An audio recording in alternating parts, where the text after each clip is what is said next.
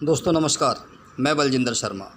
जैसे कि आप सबको पता ही है कि हमारे देश के कई राज्यों में अब चुनाव की रणभेरियाँ बजने ही वाली हैं और हमारे देश के नेता व राजनीतिक पार्टियां शिक्षा, स्वास्थ्य और रोजगार जैसे गंभीर विषयों पर बात न करके भांति भांति के बेसिर पैर के वायदे कर रहे हैं। हमारे नागरिकों की स्थिति त्रिशंकु जैसे उस पौराणिक व्यक्ति की तरह है जो अपनी महान तपस्या के बावजूद सशरीर स्वर्ग जाने के लिए हजारों देवताओं के यहाँ ठोकरें खाता रहा और फिर अंत में किस प्रकार से उसकी दुर्गति हुई ये आप सभी लोग जानते ही हैं। एक यही स्थिति आज भारत के वोटर की भी है, वो भी अच्छे दिनों के अभिलाषा में विकल्प के तौर पर कभी किसी पार्टी को आजमाता है, कभी किसी पार्टी को आजमाता है और फिर अंत में त्रिशंकु की तरह उसके हाथ भी निराशा ही लगती है। दोस्तों, कई राज्यों में फिर से इलेक्शन का मौसम आने वाला है और इन मायावी नेताओं को पहचानना बहुत मुश्किल है, क्योंकि रावण द्वारा भेजे गए कालनेमी राक्षस को हनुमान जी भी नहीं पहचान पाए थे। देखिए, देश के अंदर जो भी ये बड़ी बड़ी संस्थाएं होती हैं, बिजली, पानी, सड़कें, डैम या अन्न उत्पादन, इन चीज़ों में समाज का बहुत भारी मात्रा में पैसा लगा हुआ होता है और जब इनके द्वारा उत्पादित चीज़ों को ये निकम्मे नेता लोग फ्री में बांटने का वादा कर देते हैं तो सोचिए रेवेन्यू का कितना लॉस होता है। सबसे मेन बात तो ये है कि यदि आपके पास डिपार्टमेंट के पास रेवेन्यू आएगा ही नहीं तो उसमें कई प्रकार के लॉस होते हैं। अब मान लीजिए बिजली बोर्ड के वो बता रहे हैं कि मैं 300 यूनिट बिजली फ्री दूंगा, तो उनसे एक ही बात पूछी जानी चाहिए जो बिजली बोर्ड के कर्मचारी हैं।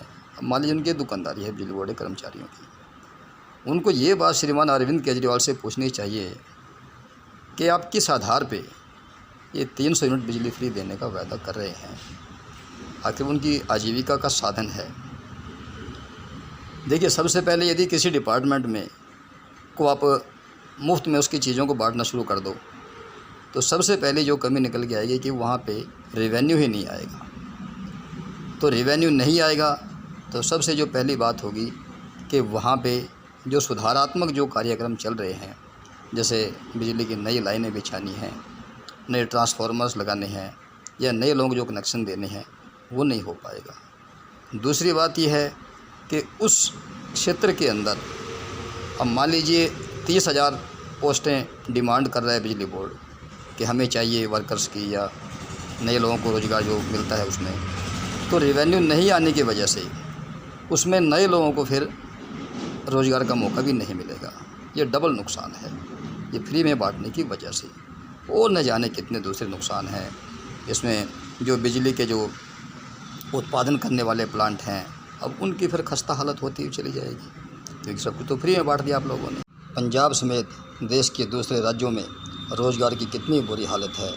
इतने तो शहरों में करियाना स्टोर नहीं है जितने आईलेट सेंटर खुले हुए हैं। मेरे देश की लाखों युवा बेटियां आज बेवाओं का जीवन जी रही हैं, क्योंकि उनके पति विदेशों में नौकरी करने के लिए गए हुए हैं। अगर यहीं सब कुछ सही से मैनेज किया गया होता तो आज देश की ये हालत ना होती। दोस्तों, काम करके खाने में समर्थ व्यक्तियों को भी बिजली फ्री, पानी फ्री, राशन फ्री और न जाने क्या क्या फ्री, ऐसे तो देश के सारे संसाधनों का सत्यानाश ही हो जाएगा। आखिर ये मुफ्तखोरी की राजनीति कहाँ लेकर के जाएगी हमारे देश को। मोटी मोटी तनख्वाहों व भारी पेंशन के रूप में ये लूट भले ही नेताओं के द्वारा की जा रही हो या फिर एक सामान्य व्यक्ति द्वारा बिजली, पानी आदि सेवाओं के रूप में की जा रही हो, ये लूट सभी प्रारूपों में बंद होनी चाहिए। पंजाबी लोग बड़े स्वाभिमानी लोग होते हैं। मुफ्त में तो ये लोग गुरुद्वारे में लंगर भी नहीं छकते, वहाँ भी कुछ न कुछ गुल्लक में जोर डाल के आते हैं। और आज 300 यूनिट बिजली का लालच दिखाकर इनका ईमान खरीदने की कोशिश की जा रही है। मुफ्त के माल का सपना दिखाकर सत्ता हथियाने वाली राजनीतिक पार्टियां जिस दिन मैदान छोड़कर भागेंगी, उस दिन देख लेना हमारे इन्हीं डिपार्टमेंटों पर हज़ारों करोड़ों रुपयों का कर्जा होगा।